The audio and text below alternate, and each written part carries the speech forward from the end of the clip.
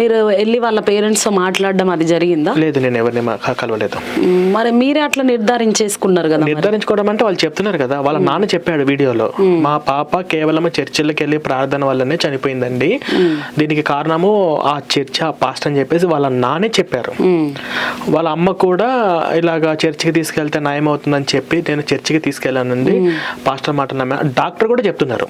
ఆ వీడియోలోనే ఉన్నాయి, BBC ఆర్టికల్లో వచ్చింది. బ్రెయిన్ ట్యూమర్ ఉన్న వాళ్ళకి 90% రికవరీ ఛాన్సెస్ ఉన్నాయి ఇప్పుడు ఉన్నటువంటి టెక్నాలజీలో. దానికి ఒక 2-3 లక్షలు పెట్టాలి. ఒకవేళ వాళ్ళు డబ్బులు పెట్టుకున్న పరిస్థితిలో ఉంటే ఒక 3,000 మంది కాస్త తలా ₹100 అట్లా డబ్బులు వేసుకున్నా కూడా పాపను రికవరీ మనం బతికించవచ్చు.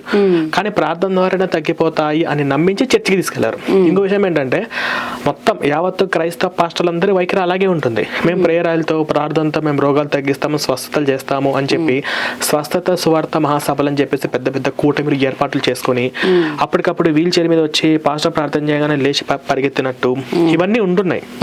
సో ఇవన్నీ కూడా మొత్తము చట్టరీత్యా వ్యతిరేకం. వీళ్ళందరి మీద బ్లాక్ మ్యాజిక్ క్రిమినల్ యాక్ట్ కింద కేసు బుక్ చేయొచ్చు. ఇవన్నీ కూడా చెప్పడం తప్పు. కానీ చట్టాలు అంత స్ట్రాంగ్ గా లేకపోవడం